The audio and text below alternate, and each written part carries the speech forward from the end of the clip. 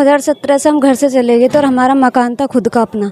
हमारे चचे ससुर ने हमारा वो मकान बिकवा दिया और जो खाली प्लॉट था वो भी बिकवा दिया कि हम तुझे कुछ दिनों के बाद दिला देंगे। ना तो उन्होंने पैसे दिए और ना ही मकान दिलाया।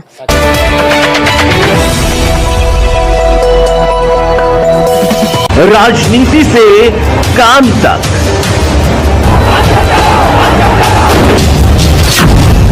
अपराध से अंजाम तक,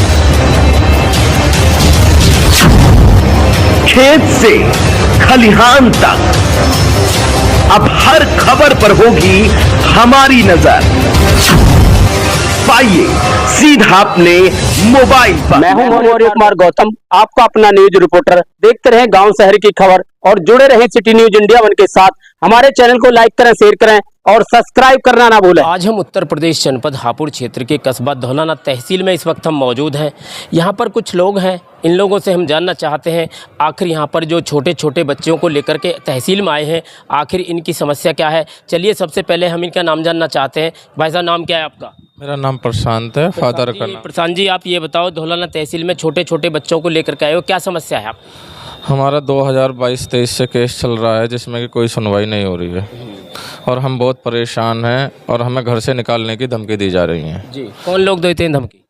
हमारे बाबा हैं और उनका बेटा है, पोता अंकित है और अंजलि है जी, और उनके पुत्र योगिंदर सिंह हैं जी। ये हमें मारने की धमकी और घर से निकलने की धमकी देते हैं आए दिन। अच्छा। हाँ जी, और हम बहुत पीड़ित हैं, बहुत परेशान हैं। हमारे फादर आईसीयू में और वेंटिलेटर पे हैं। इस टाइम जीएस हॉस्पिटल में उनका उपचार चल रहा है और हम यहाँ एसडीओ साहब के पास गुहार लेकर आए, एसडीएम साहब के पास गुहार लेकर आए अपने जी।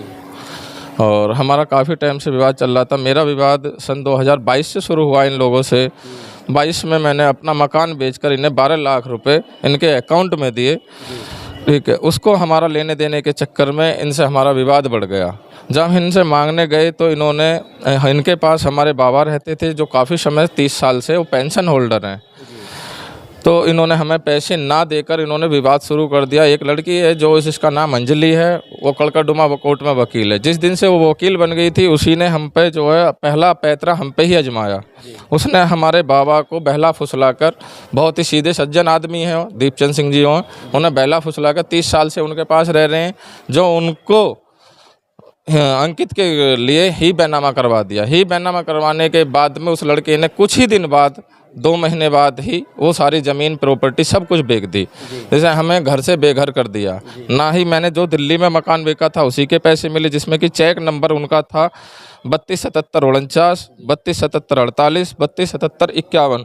जो गांव में कुछ लोग जो मौजूद लोग थे उनके सामने फैसला हुआ था, समझौता नामा भी हुआ था 2022 12/6/22 में। उन्होंने उस पंचायत को भी रद्द कर और बाबा को तहसील में लाकर उन्होंने जो है हिबेनामा करवा के सारी प्रॉपर्टी अंकित के नाम कर दी। अंकित ने कुछ ही दिन बाद वो प्रॉपर्टी, एक मोमडन है जिसका नाम है अलाउद्दीन फरातुल्ला निवासी सरफावा सेक्टर 3773 को सारी प्रॉपर्टी बेच दी, जिसमें कि मैं घर सुंदर सारी प्रॉपर्टी बेच दी। आज वो भी और ये भी हमें जो मारने की धमकी देते हैं, जिसमें कि मेरे फादर की हालत बहुत गंभीर है, जिससे कि हम रोड पे आ चुके हैं। ये मेरी पूरी फैमिली है जिनका मैं भरण पोषण मैं ही करता हूँ। मेरे भाई को भी मारने की धमकी दी थी पीछे। अभी 22/12 में मेरे फादर को भी इन्होंने एक एक्सीडेंट करवाया जो धौलाना रोड पे हुआ था, जिसमें कि अंकित मेन रूप से विपलित था उस उम्र। और अंकित आए दिन मुझे भी धमकी देता रहता है और अंजलि भी उल्टे सीधे केसों में हमें फंसाने की साजिश रचती रहती है, जिससे कि वो पैसे से वकील है और वो कहती है कि कोर्ट और कचहरी मेरी जेब में रखिए, प्रशासन को मैं कुछ नहीं समझती। मेरी आग्रह है कि मैं योगी सरकार से, मेरी पूरी फैमिली है, मेरी न्यायिका से जांच हो, जिसमें कि मेरा एक न्यायिका थी यहाँ पर, जिसमें कि मेरे बाबा के बंद कमरे में बयान हुए थे, कोई खुले में कोई बयान नहीं हुए थे। ना हम थे, मेरे चाचा थे जिनका नाम योगिंदर है, वो भी अंदर ही थे, अंकित था वो भी अंदर ही था। हमारे पक्ष का कोई भी बंदा नहीं था जो हमारे उसमें तरफ हमारे बयान हो सकें। तो उन्होंने क्या बयान दिलवाए क्या नहीं दिलवाए, उन्होंने न्यायिका के सामने बयान दिलवा कर वो ज़मीन सारी दाखिल खारिज भी सब उसके नाम करवा दिया। तो हमारी सरकार से यही विनती है कि हमें न्याय दिया जाए। तो आप धौलाना तहसील में आए हो, एडीएम साहब से मुलाकात की है, तो क्या आश्वासन मिला है आपको? एसडी साहब ने कहा कि इसकी जांच होगी, आपको आश्वासन देते हैं। तो अब आप क्या चाहते हैं फिर?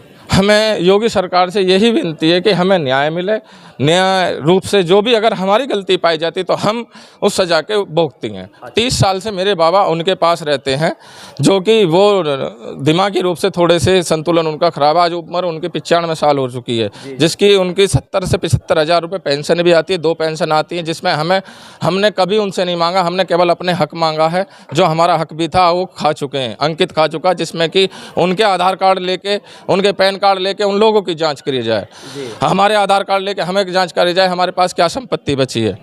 हमारे बाबा के नाम पे दिल्ली गाजियाबाद में भी बहुत प्रॉपर्टी थी, जिसको भी उन्होंने हड़प लिया है। हमें कुछ नहीं छोड़ा है, हम रोड पर हैं। हमारे फादर का अभी एक्सीडेंट कराया था, जो हमने मैक्स में भर्ती थे, उनके सारे मेरे पास पेपर हैं। अभी जीएस हॉस्पिटल में करंट में उनका उपचार चल रहा है। चलो, इस वक्त हमारे साथ ये माताजी भी हैं। माताजी से भी हम जानना चाहते हैं कि दोहलाना तहसील में इस वक्त हम मौजूद हैं। ये कहाँ की रहने वाली हैं, आखिर क्या समस्या है जो छोटे छोटे बच्चों को लेकर के ये तहसील में आई हैं। चलिए, सबसे पहले हम इनका नाम जानना चाहते हैं। माताजी, नाम क्या है आपका? निर्मला। माताजी, ये बताओ क्या समस्या है जो दोहलाना तहसील में आई हैं आप? जमीन का वो है और मकान का है। इन बच्चे ने लेकर मैं कहाँ जाऊँ? मेरा आदमी अस्पताल में पड़ा है, हालत खराब है उसकी। अच्छा, कब से बीमार हैं आपके आदमी? जो 7वीं साल चल रही है। अच्छा, बीमार को अब ज़्यादा हालत खराब है उनकी। तो ऐसी क्या समस्या आई जो छोटे छोटे बच्चों को लेकर आप दर दर की ठोकर खा रहे हैं? अब उन्हीं के अब आते आई है, घर मकान में हमें रहने ना दे रहे, हमें धमकी दे में हैं, बार बार घर मकान खाली करो, ज़मीन वो करो। अब मैं इन बच्चे ने लेकर कहाँ जाऊँ? जी, हैं? कौन लोग धमकी देते हैं आपको? योगिंदर है, अंजलि है, अंकित है, जी, ये हमें धमकी देते हैं। जी, अब हम कहाँ जाएं? इन बच्चों को लेकर मैं कहाँ जाऊँ? अब मेरा आदमी की हालत ज़्यादा ख़राब है, कहाँ लेके जाऊँ? अब आप क्या चाहते हैं फिर? मैं ये चाहती हूँ मेरे पे ज़मीन आनी चाहिए, मकान आना चाहिए। मैं इन बच्चों को चलो, इस वक्त हमारे साथ ये बहन जी हैं। इन बहन जी से भी हम जानना चाहते हैं कि दोहलाना तहसील में छोटे छोटे बच्चों को लेकर आखिर क्या समस्या है ऐसी जो दर दर की ठोकर खा रहे हैं। आइए, सबसे पहले हम इनका नाम जानना चाहते हैं। आखिर इनका नाम क्या है? बहन जी, नाम क्या है आपका? जी, मेरा नाम काजल है। काजल जी, आप कहाँ की रहने वाली हैं? जी, आलमपुर की। तो दोहलाना तहसील में आई हो छोटे छोटे बच्चों को लेकर, आखिर कैसी क्या समस्या है जो छोटे छोटे बच्चों को लेकर के आपको दोहलाना तहसील में आना पड़ा है? जी, 2017 से हम घर से चले गए थे और हमारा मकान था खुद का अपना। हमारे चचे ससुर ने हमारा वो मकान बिकवा दिया और जो खाली प्लॉट था वो भी बिकवा दिया कि हम तुझे कुछ दिनों के बाद दिला देंगे। ना तो उन्होंने पैसे दिए और ना ही मकान दिलाया। फिर हम वहाँ से घर पे आ गए। यहाँ आने के बाद उन्होंने ज़मीन पे भी हमला कर दिया और घर पे भी। फिर यहाँ पे भी हमें धमकी देते हैं रोज़ खाली कराने के, रो करने की। पापा की हालत इतनी ख़राब है कि वो टेंशन में इतने हो चुके हैं कि वो बहुत ज़्यादा बीमार हैं। इसलिए हम बहुत ज़्यादा परेशान हैं। हमारे बच्चों को वो चाहिए। तो आप इन बच्चों को लेकर के दर दर की ठोकर खा रहे हैं, कब से ठोकर खा रही हैं आप? यहाँ पर हमारे साथ ये बहन जी हैं। इन बहन जी से हम जानना चाहते हैं कि दोहलाना तहसील में आखिर क्या समस्या है जो छोटे छोटे बच्चों को लेकर के यहाँ पर दोहलाना तहसील में मौजूद हैं और यहाँ पर बच्चे रो भी रहे हैं भूख प्यास से। चलिए, बहन जी से भी हम जानना चाहते हैं कि दोहलाना तहसील में छोटे छोटे बच्चों को लेकर के आखिर ऐसी क्या समस्या है जो यहाँ पर लेकर के आई। बहन जी, क्या नाम आपका? विशाखा। निशाखा जी, आप यहाँ पर दोहलाना तहसील में आई हो, क्या समस्या है आपकी? हमारे छोटे छोटे बच्चे हैं, हम इन्हें लेके कहाँ पढ़ेंगे? हमारे चाचा जी ने इतने अन्याय करा है, ये तन्नक तन्नक से बच्चे हम इन्हें कहाँ लेके पढ़ेंगे? झोपड़ी में कहाँ है? हमें घर भी चाहिए, मकान भी चाहिए, सब कुछ चाहिए, ज़मीन जायदाद चाहिए हमें। तो घर मकान कहाँ चले गए आपके? हमारे चाचा जी ने और बाबा जी जो हैं उन्होंने अपने पोते के नाम कर दिया है और हमें दखल अंदाज कर दिया है। मतलब बेदखल कर दिया है आप। चाचा का क्या नाम आपके? योगिंदर। तो इस मामले को लेकर के किन किन अधिकारियों के पास गई आप?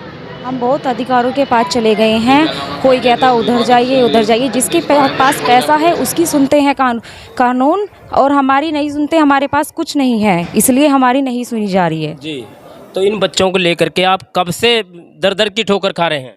हो गए हमें 6-7 साल हो चुके हैं इन बच्चों की धड़ धड़ ठोकर खाते हुए। जी, तो अब यहाँ पर एसडीएम साहब के पास आई हैं, तो क्या आश्वासन मिला है एसडीएम साहब से? हमें ये मिला है जी, अब कार्रवाई की जाएगी आगे को। मतलब कार्रवाई की जाएगी। तो अब आप क्या चाहती हैं फिर? हम ये चाहते हैं, हमें घर भी चाहिए और ज़मीन जायदाद भी चाहिए।